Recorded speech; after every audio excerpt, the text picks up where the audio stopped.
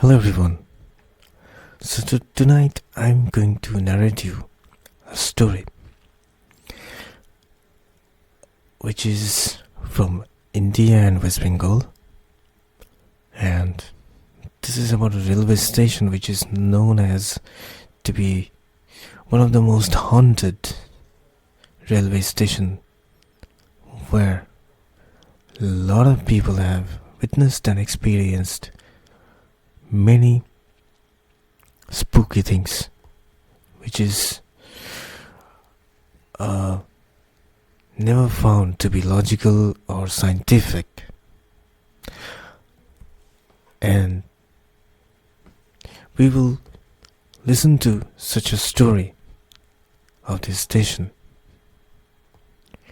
which will also make you think that whether it is normal or paranormal. So let us begin it in this way. The night the story begins was colder than usual. Far too cold for late summer in West Bengal. The fog had settled thick and heavy over Begunkodor Station. Yes, the name of the station was Begunkodor. Sorry, it is, because it is still there. Swallowing the platform, the tracks, even the distant fields, everything felt drowned in an icy silence.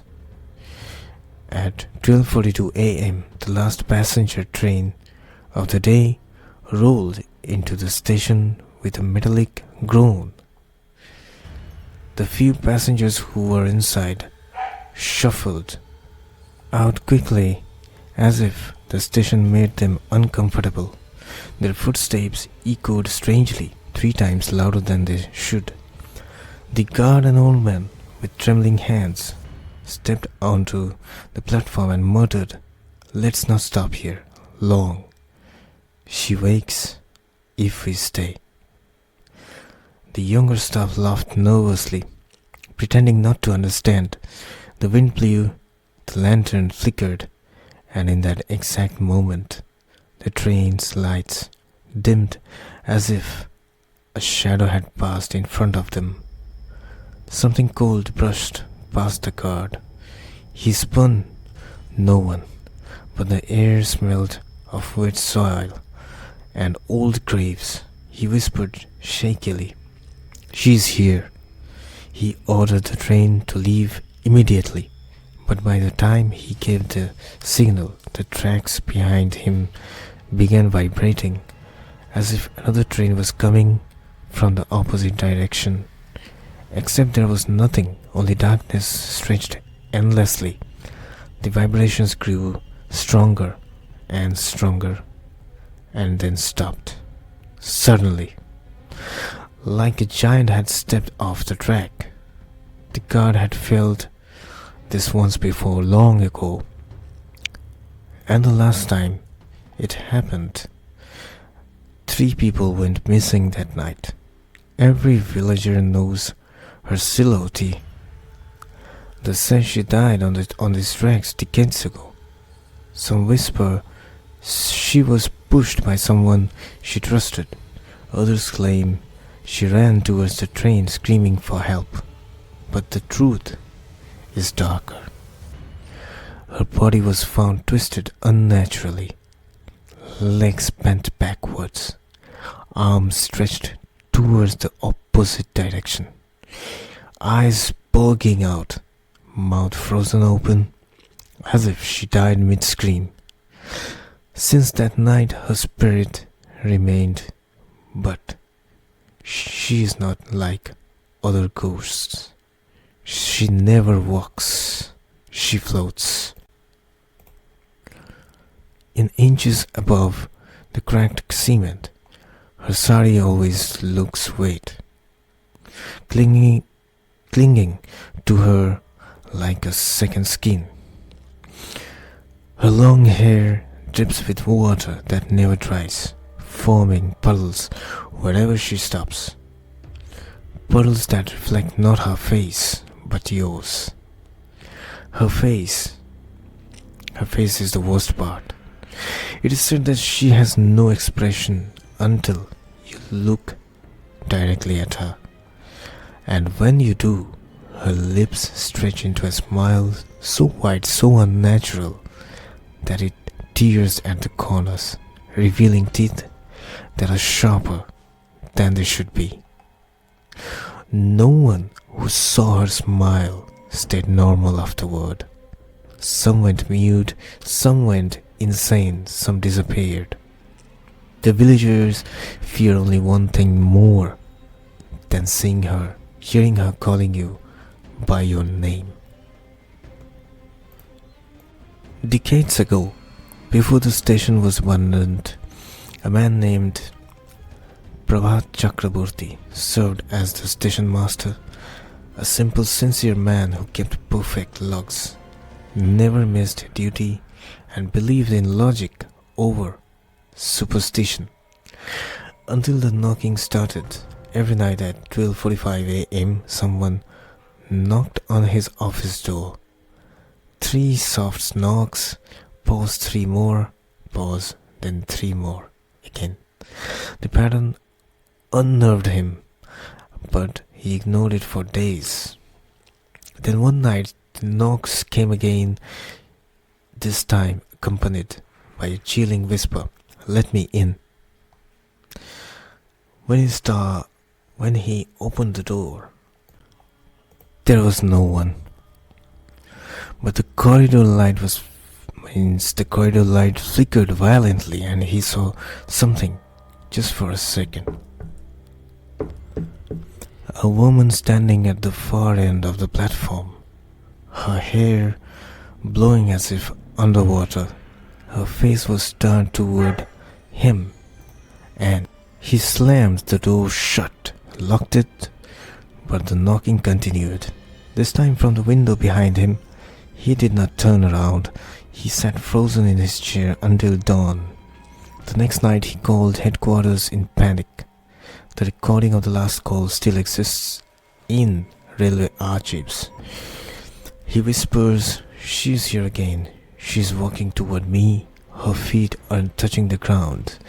Then there's a scream, a sound of something heavy being dragged, a thud, silence. When they found him in the morning, his body was lying across the rails, twisted just like hers. The station closed 3 days later. No stuff dared to return. For 35 years, Begunkodor Railway Station stood abandoned. Trains passed through without stopping. Locals forbid their children to go near it. Travelers crossing the area felt chills they could not explain. And it was said that the windows were also kept closed while passing the station. But the strangest stories came from those who lived close to the tracks. They claimed the station lights, which had no electricity, glowed faintly at midnight. They claimed they heard announcements from speakers that had no wires. Sometimes the announcements were normal, but sometimes the voice was that of a weeping woman. Then they claimed they saw shadows sitting on the benches, tall shadows, some short, some very thin. None of them moved naturally, and one farmer swore he saw something worse. A train arriving silently at 1 a.m. with every window filled with pale faces watching him. When he blinked, the train vanished, but the tracks were still vibrating. The ghost train is the most feared legend of Begunkodor. People say that on moonless nights, a train can be heard approaching the station. The whistle, the rumbling, the screeching brakes, but nothing appears on the tracks. One night, a group of young men decided to test the legend. They hid behind the bushes with torches and waited. At 1 a.m. they heard the whistle. It grew louder and louder and louder until the ground beneath them shook violently. The fog split open, revealing something massive rushing toward the station, but there was no light, no engine, no compartments. Just a cloud of shadows moving faster than any real train. The boys ran screaming. Only 6 returned home. The 7th boy was found 2 days later lying across the tracks. His face was stuck in a frozen expression of unimaginable terror. His fingernails broken from clawing at the ground, and carved on his arm with something sharp, sheep-hoarded. The footbridge that crosses the tracks at Begunkodor has its own curse. People claim that once you step onto it after midnight, something begins following you, not walking, not running, but dragging. Like long fingernails across the cement, one traveler, a businessman named Arnav, tried crossing it after missing his train. Halfway across, he felt something cold touch his ankle. He turned, nothing. He walked faster. Something grabbed his shirt, pulled him backward with unnatural strength. He screamed and broke free, running down the steps 2 at a time. But when he reached the bottom, he froze. Standing beneath the staircase was the woman in white. Her head bent at a disturbing angle, her arms hanging unnaturally long, her feet floating an inch above the ground. She took one step forward, and the lights above her burst one by one. Arnav fainted. By morning he had deep nail marks across his chest, marks too long to be human. When the government decided to reopen the station, officers were sent to inspect the premises. They expected dust and cobwebs. What they found was horrifying. Inside the waiting room, sitting on a bench, were 3 human skeletons, all facing the tracks, all with broken necks, all with jaws wide open, as if screaming at something that came from the tracks. One officer vomited on the spot. Another refused to enter the room ever again. But the worst part was the writing on the wall behind the skeletons, deep scratches as if clawed by bare hands, words that chilled them to their soul. We were waiting. She took our train. That room was sealed permanently. After reopening, people were relieved until the sightings began again. Passengers on the last train reported seeing a silhouette running beside the train. Not a human silhouette, something taller, thinner, with limbs that bent the wrong way. It kept pace with the train easily, sometimes even looked inside through the windows. Once a woman sitting by the window glanced out and saw a pale face slam against the glass, eyes pitch black, mouth dripping water, smiling too wide. She screamed and fainted. Cameras capturing nothing, but the entire compartment temperature dropped to 6 degrees centigrade.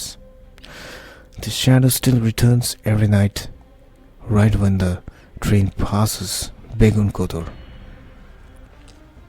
3 months ago, a passenger named Debabrata got off at Begunkodor by mistake. He called his wife. His voice was shaking. There's something there, he whispered. She's far, but she's coming closer every time I blink. Who? His wife asked. A woman in white. Those were his last words. Police found his phone on the platform. The last photo he took was horrifying. A bloody woman's face, inches from the camera, eyes wide, mouth stretched unnaturally, hair wet and hanging. And behind her, Devabrata's body lifted off the ground by invisible hands. They never found him. Even today, people avoid Begunkodor Station after dusk. Locals whisper that if you hear something calling your name, don't turn. If you see wet footprints, don't follow them. If a woman asks for help crossing the tracks, run. And never look at reflections on the station walls. Sometimes it's not your reflection staring back. But the most important rule: do not visit Begunkodor at 12:45 a.m. That is when she wakes. That is when she searches. And if you ever lock eyes with hers, even once, she will follow you home, into your room, into your dreams, into every shadow. And in the dead of night, when you are half asleep, you will hear her whisper in your ear that now that you have seen me and heard me, you can never leave. And during this narration of this whole story and incident, if you have heard any whisper in your ears, or if you have heard any train whistling or someone asking for help, just don't be afraid. Just relax and pray your God name. Pray to God that she doesn't reach you ever. So thank you very much for listening to this story, and share it to make also others know about this railway station which still exists in West Bengal. Thank you very much.